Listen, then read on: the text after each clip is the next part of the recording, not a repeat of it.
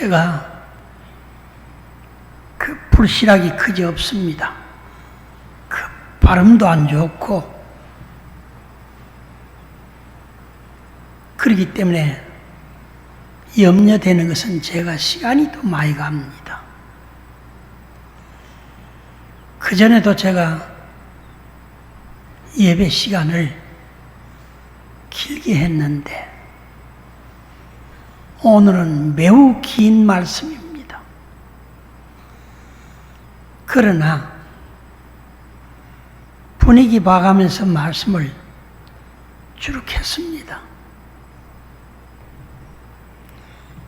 자, 오늘 빌립보서 2장 5절에서 11절까지 주의 사도 바울이 그의 일생 동안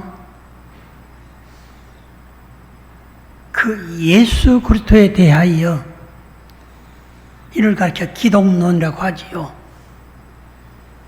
참 많은 자료가 있고 많은 말씀을 했습니다. 그러나 이 기독론에 대하여 가장 집약되고 핵심을 다룬 구절이 오늘 본문입니다. 너무 중요하기 때문에 쉬운 이야기가 아닙니다. 바울은 예수 그리스도를 만난 이후에 예수 그리스도에 관한 말씀을 증거하면서 우리가 일반 교회에서는 바울이 다룬 말씀이 아니고 사복음서에 나오는 말씀을 많이 따라요. 틀렸느냐? 틀린 것은 아니지만은 그 사복음서에 있는 말씀의 핵심을 요약해서 말씀한다면은 바울의 기독론, 오늘 이 본문 말씀이 핵심이 됩니다. 우리가 아는 신앙 고백이 어떻습니까? 예수 그리스도를 주로 믿는 자는 구원받았다고 합니다.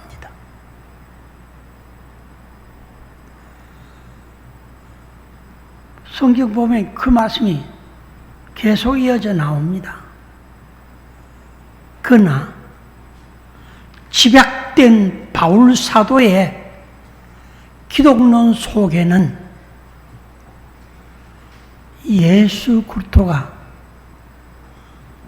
우리와 함께 한다는 기록을 딱 정리해 놨습니다. 우리의 구원은 그리스도와 함께 된 구원입니다.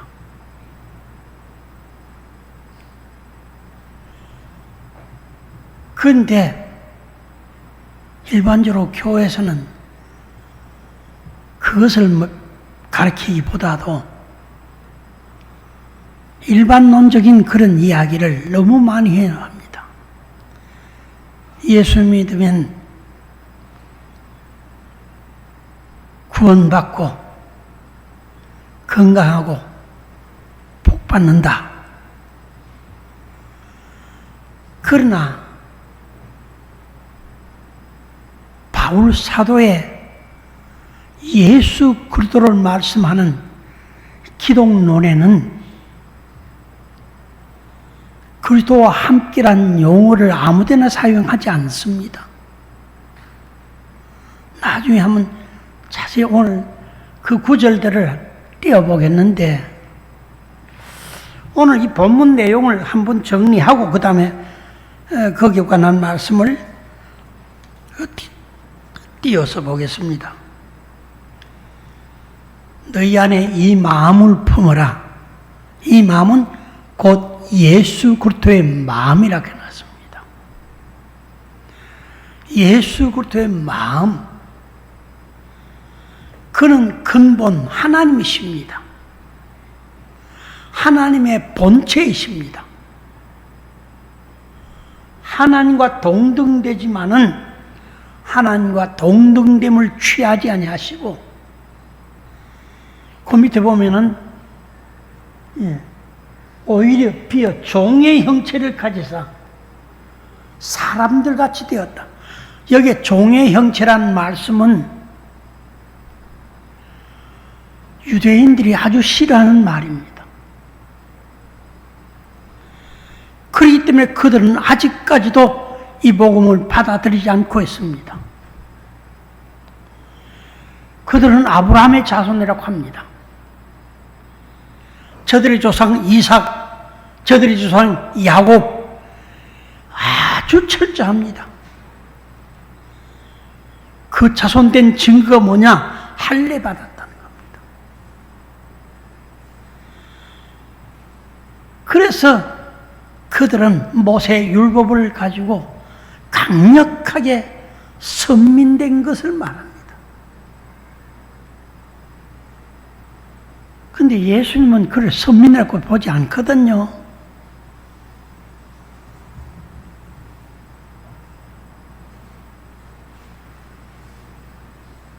예수님은 유대인들이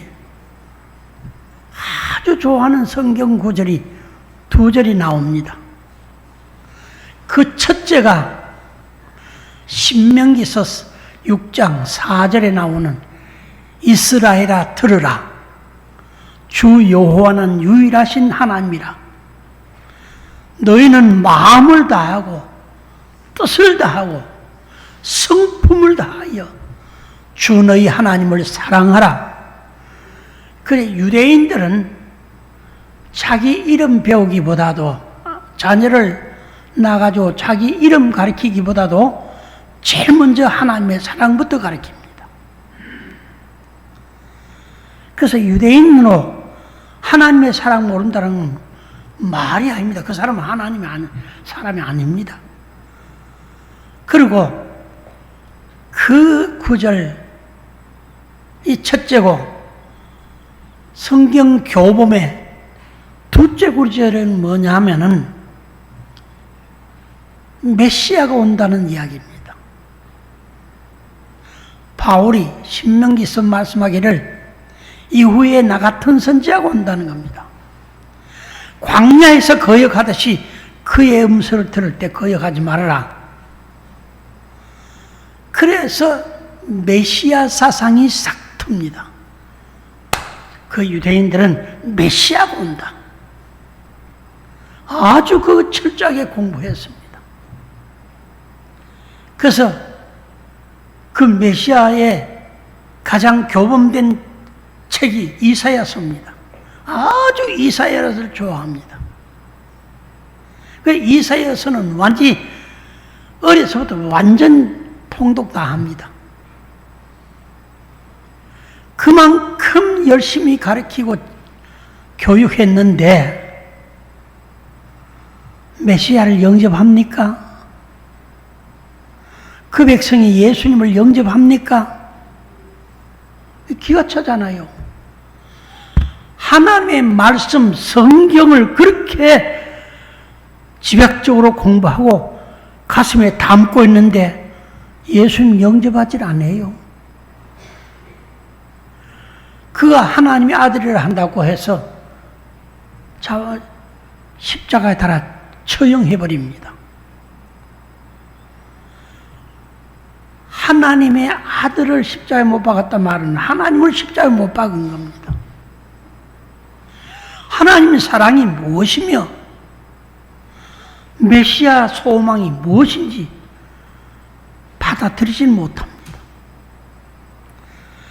그래서 이사야서를 그만큼 좋아하는데 왜 그 말씀을 못 받아들이냐? 이사야서 중에서 그들이 제일 싫어하는 성경 구절이 나옵니다. 그게 이사야서 53장. 거기에 보면 고난의 종으로 오잖아요. 이건 도무지 무슨 말인지 모릅니다. 메시아는 다윗 같은 왕권을 가지고 와서 자기들을 해방시키고 그런 자기들의 잘못된 신앙관이 가지고 있었습니다.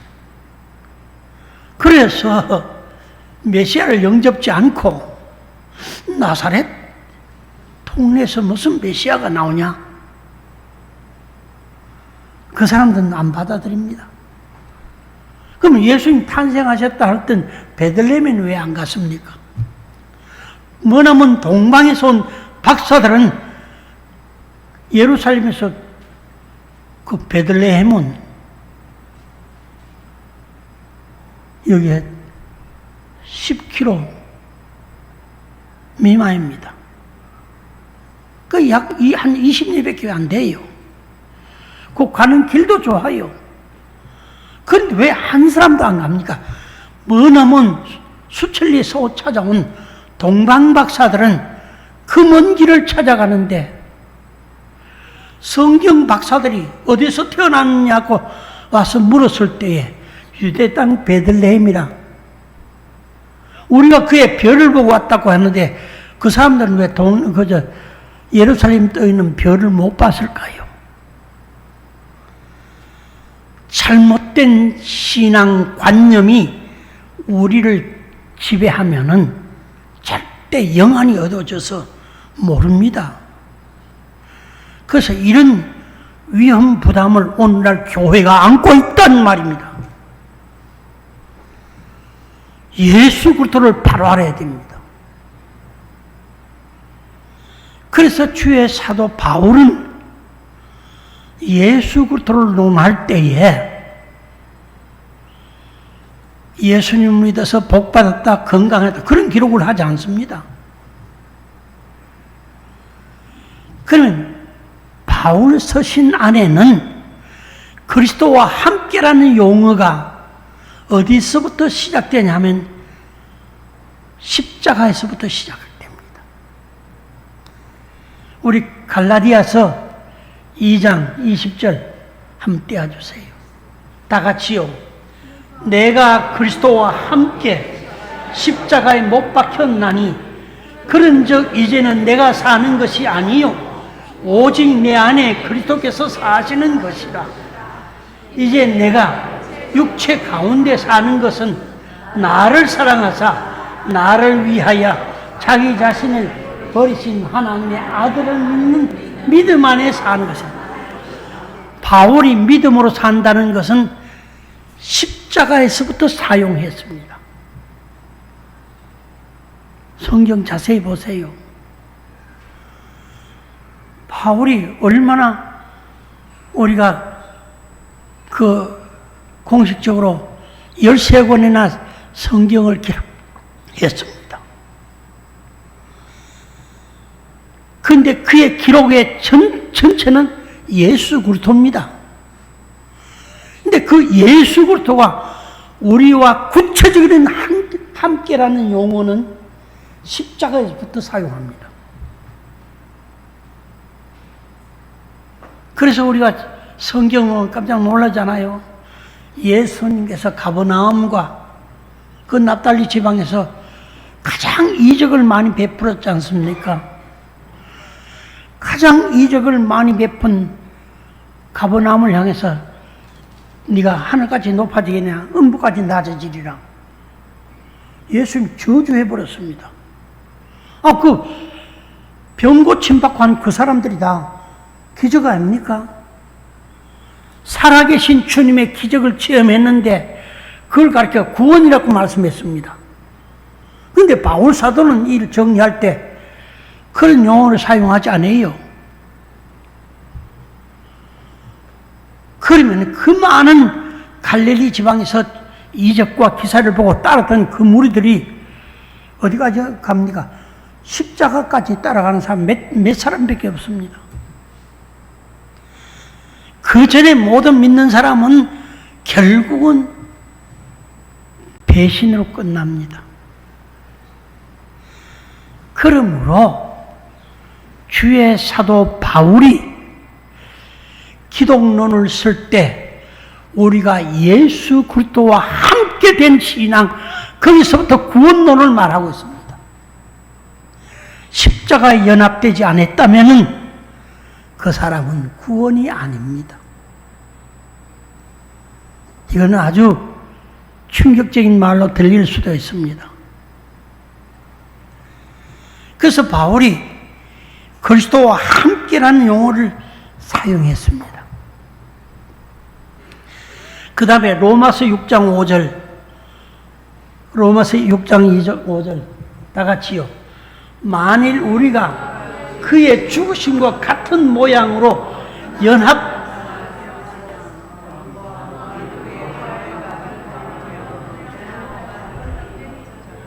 여기 그의 죽으심과 같은 모양으로 연합했다. 십자가에 달려서 죽는 것까지도 하나가 되는 그 믿음을 구원된 믿음이라고 합니다. 그리고 에베소 2장 5절을 떼어주세요. 에베소 2장 5절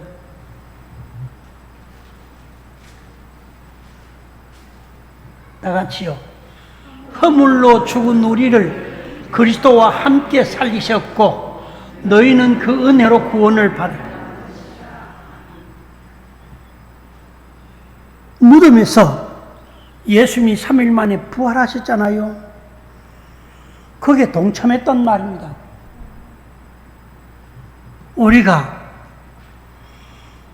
자 질문합니다.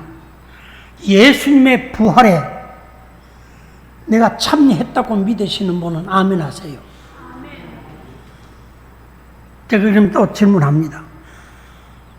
내가 그리스도의 부활에 참여했다는 증거가 뭡니까? 성가대에서 아시겠어요? 그 증거가 뭡니까?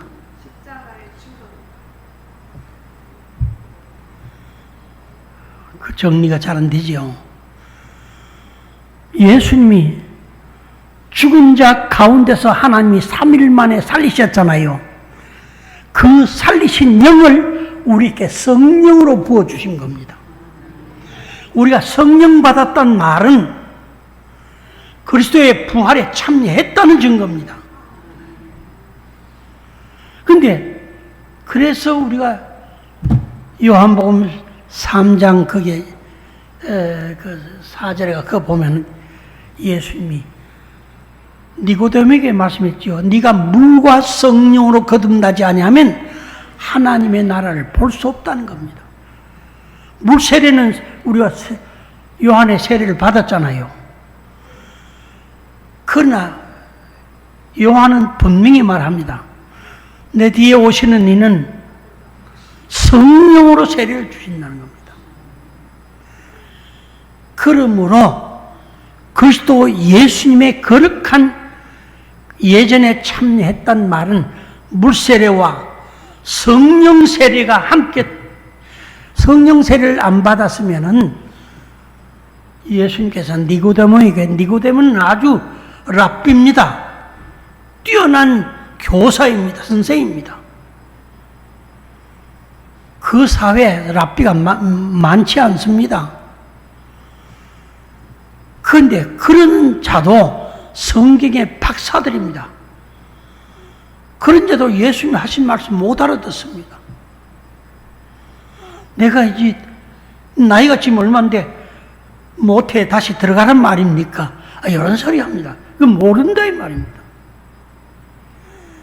그러므로 그리스도 예수님의 부활의 증거는 성령 받은 겁니다.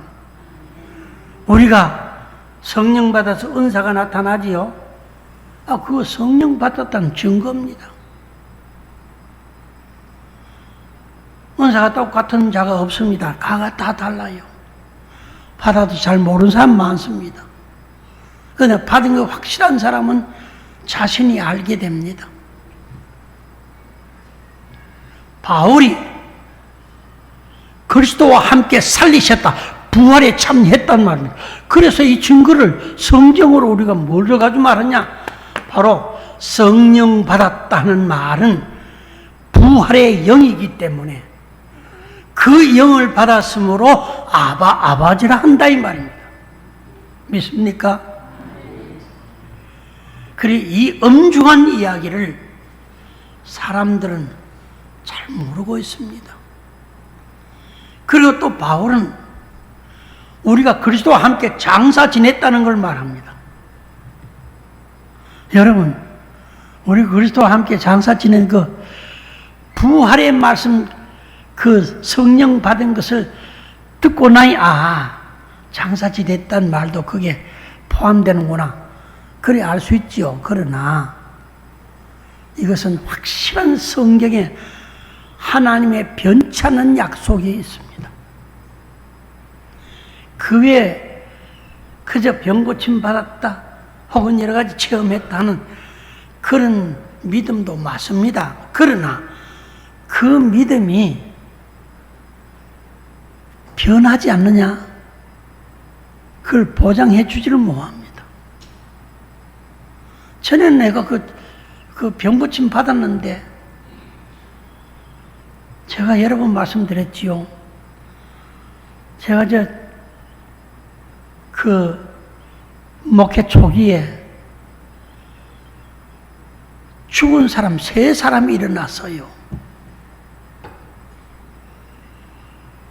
그래서 그때 제가 생각하기를 예수 믿는 교역자가, 목사들이 아프다는 말은 성경을 잘못 가르치고 있다.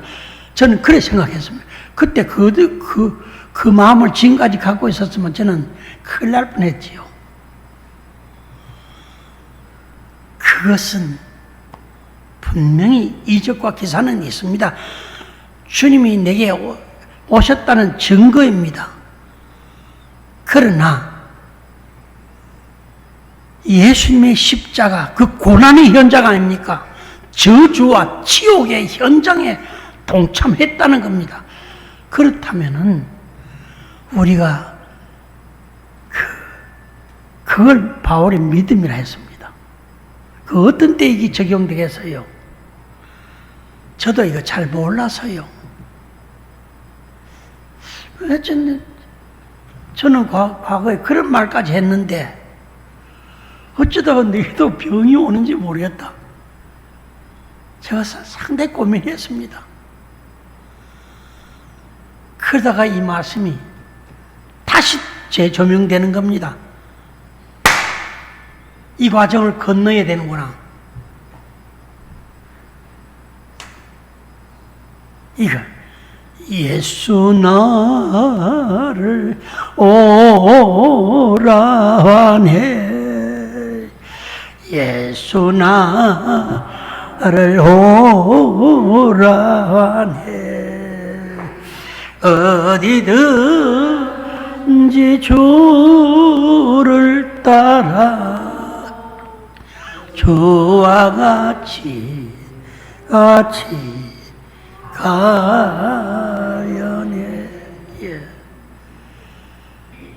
예수님 믿는다는 말은 꽃길로 걸어갈 때만 믿는 걸 말하는 게 아니고, 다윗의 시편 23편에 말씀했잖아요. 푸른 초장 쉴만한 물가로, 그거 좋지요. 그런데 그 다음에 나오는 말씀 있잖아요. 사망의 음침한 골짜기로 지날지라도 해봤지 않는다. 이것은 그 길을 건너본 사람만이 아는 겁니다. 그러므로 사망의 음침한 골짜기 뭡니까? 꼴깍 숨 넘어갈 만큼 죽음의 과정을 경험했다 이 말입니다. 그걸 성경 기록한 데가 어디가 나옵니까?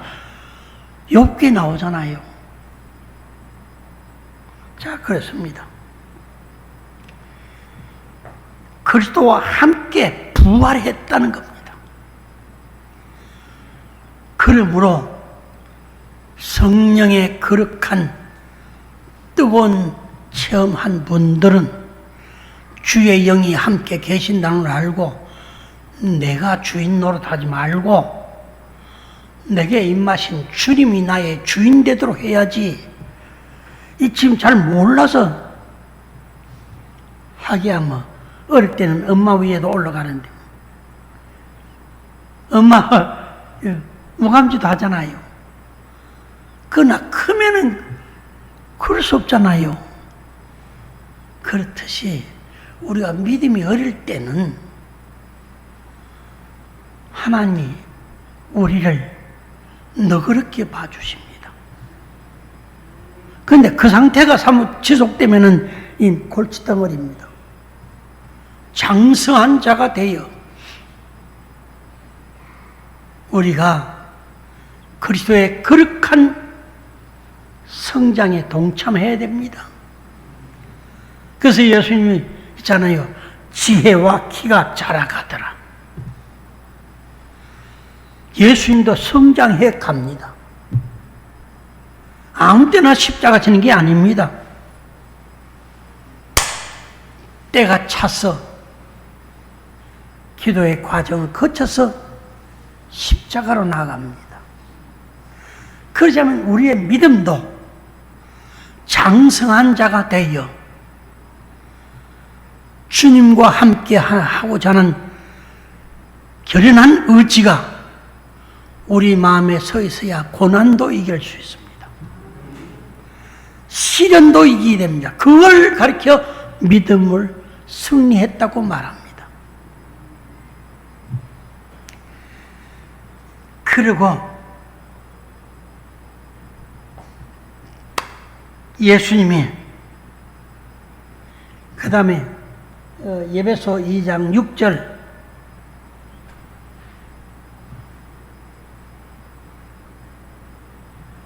에베소 2장 6절 다 같이요.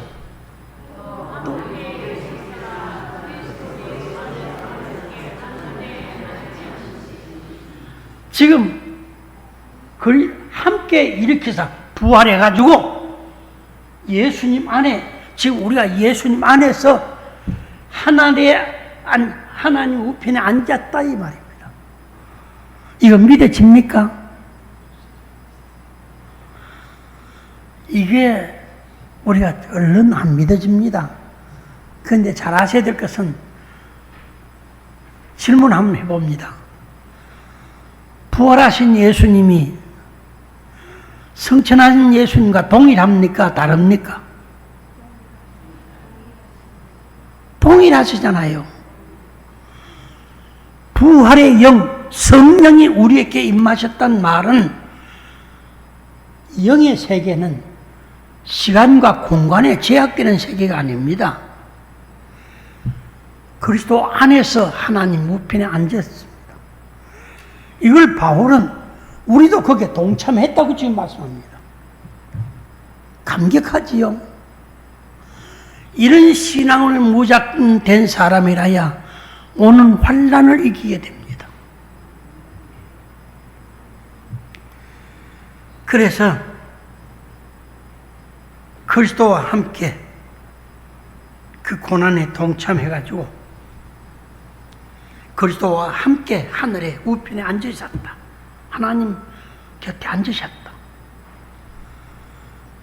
그러므로 우리가 인간의 생각은 하늘과 땅 거리가 있지요. 그러나 영의 세계는 거리가 없습니다. 그래서 아바바지라 부르잖아요. 그래서 하나님을 아버지라 부르면 하나님 응답 있잖아요. 이 놀라운 사실. 우리가 그리스도와 함께란 말은 더 이상 나누어질 수 없는 관계를 말합니다. 어떤 이유와 어떤 구실이 나로 하여금 그리스도와의 관계를 떨어지게 한다. 그 사람은 벌써 믿음에서 떠난 사람입니다. 가룟 유다가 예수님이 선택한 제자 맞습니다. 자기가 예수님 배반하고 가는 거 그걸 예수님이 붙들지를 않습니다. 신기하시잖아요. 네 할 걸 해라. 벌써 마음에 악한 것이 들어가서 그래 행동하는데 더 이상 안 잡습니다. 그러므로 우리 안에 무엇이 들어갔느냐에 따라서 행동이 달라집니다. 그리고 자, 우리 그 예배소 2장 22절입니다. 다 같이요. 너희도 성령 안에서 하나님이 거하실 처소가 되기 위하여 그리스도 안에서 함께 지어져 갔느니라. 우리가 성령 받은 우리가 그리스도와 함께 지어졌다는 겁니다. 그러니 우리는 나누어질 수가 없도록 되어 있습니다. 그런데 이걸 모르고도 배반한 일이 들어 생깁니다. 그래서 우리에게 하나님 주신 주님의 거룩한 교훈 있잖아요. 회개해라. 회개하라. 그 오래 지속돼 버리면은 악한 것이 우리 안에서 둥지를 치면 늦어서 칩니다. 악한 것이 우리 안에 둥지 쳐서는 안 돼요. 회개해서 우리 순간순간 잘못하는 게 많잖아요. 그거 회개하고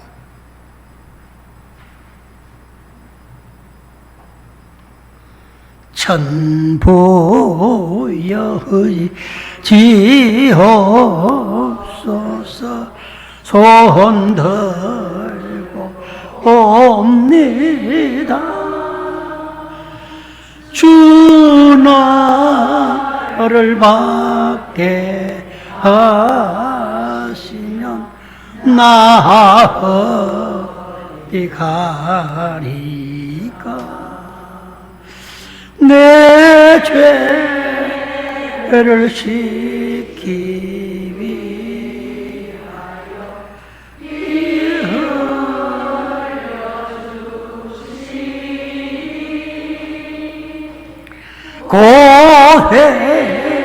고회개 하는 마음으로 주와 배웁니다. 데살로니가 후서 2장 1절입니다. 다 같이요.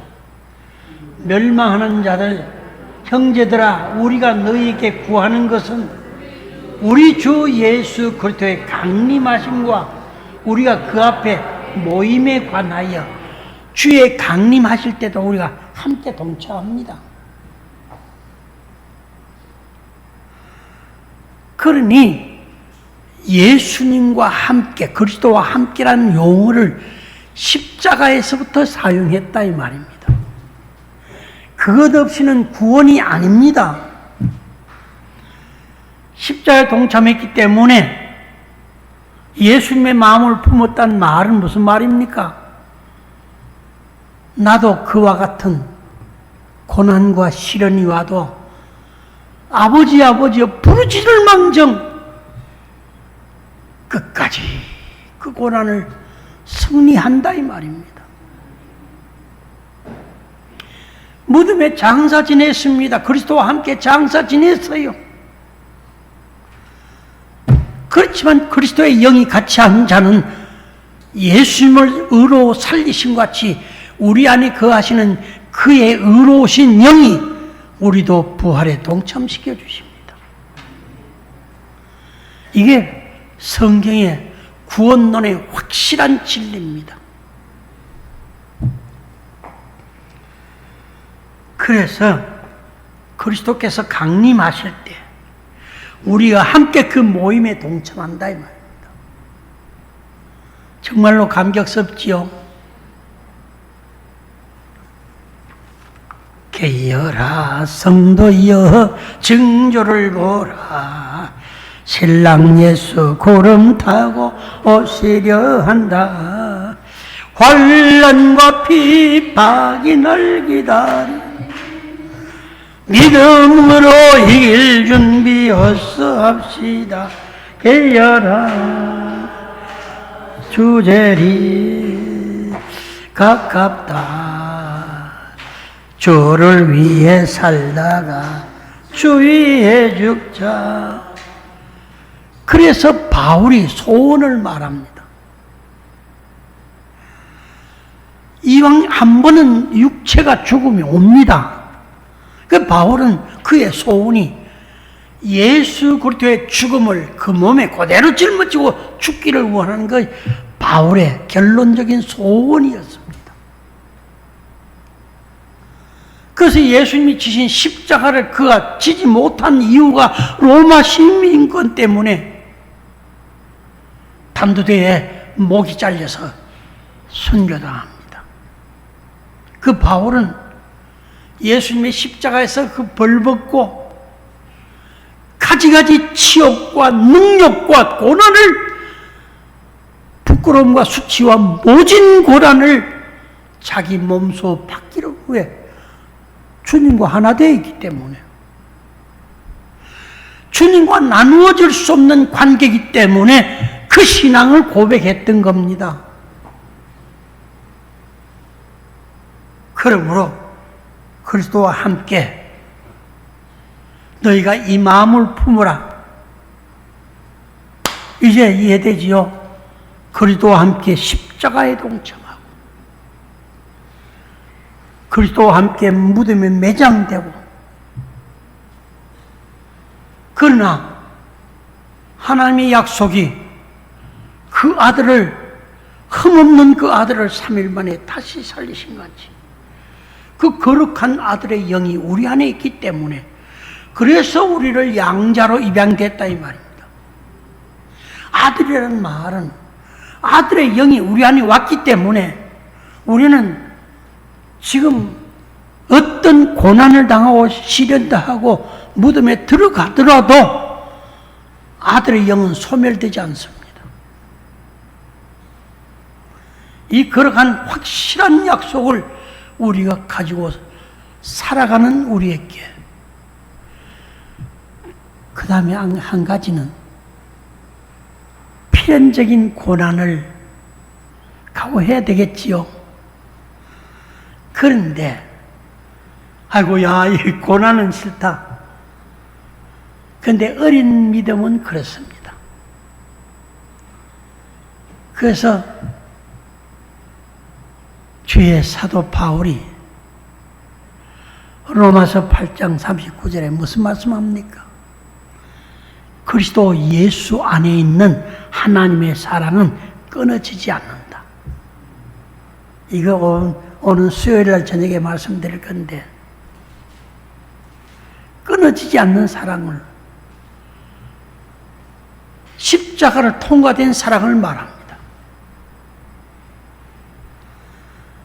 우리가 교회 나와서 그 직분 맞고 하는 거 다 사랑하는 건 맞습니다. 그런데 시련에서 떨어지는 사랑은 변질된 사랑이기 때문에, 가룟 유다도 제자 맞습니다.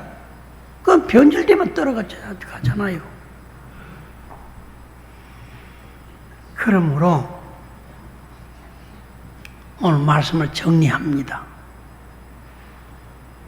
여러분, 어차피 앞으로 오는 세상은 과거에 이 세상에서 어떤 환난보다 더 무서운 환난이 기다리고 있습니다. 마태복음 24장 31절에 그 말씀하고 있잖아요.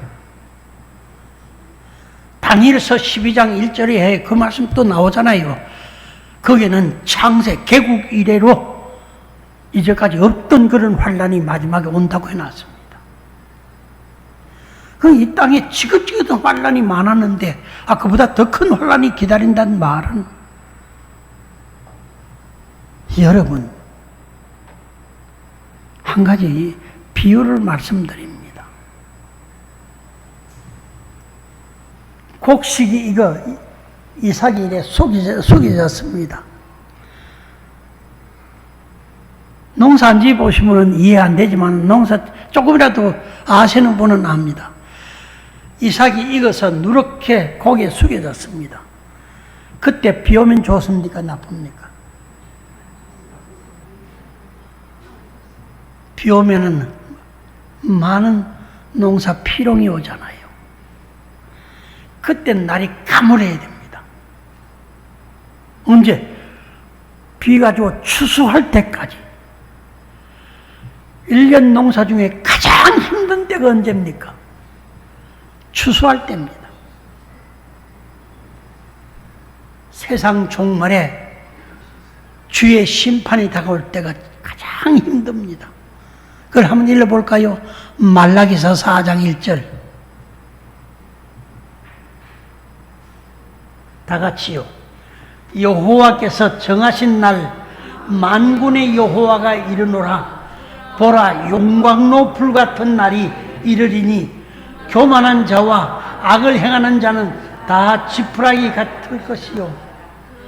그 이르는 날에 그들을 살 그 뿌리와 가지를 남기지 아니하고 뿌리와 가지 전부 다 불로 다 태운다는 말입니다. 용광로 같은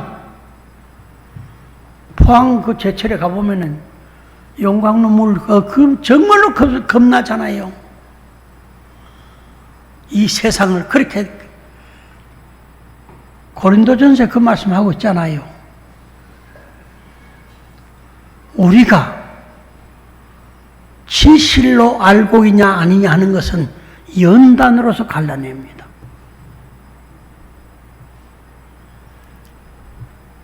그래서 그것도 그 2절을 한번 띄워주세요. 다 같이요. 내 이름을 경외하는 너희에게는 공의로운 해가 떠올라서 치료하는 광선을 비추리니 너희가 나가서 외양간에서 나온 송아지 같은 그 용광로 같은 환란이 온다 하더라도 내 이름을 하나님을 경외한다는 말은 하나님을 믿는다 이 말입니다. 어떤 환란이 그래서 그 사람을 연단합니다. 네가 이래도 하나님을 믿나? 이래도 네가 하나님을 경배할 것이냐? 하라는 겁니다. 그래서 제가 여기서 수없이 그런 말씀드렸지요. 주기철 목사님이 남긴 그 설교 제목 중에 그런 설교 제목이 있습니다. 피를 바치련다. 주기철 목사님 설교 제목이 평소에 설교 제목이 그랬습니다.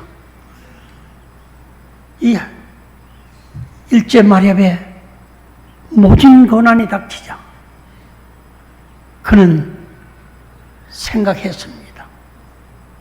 이 민족 재단 위에 예수님의 이름으로 자기의 장렬한 죽음을 벌써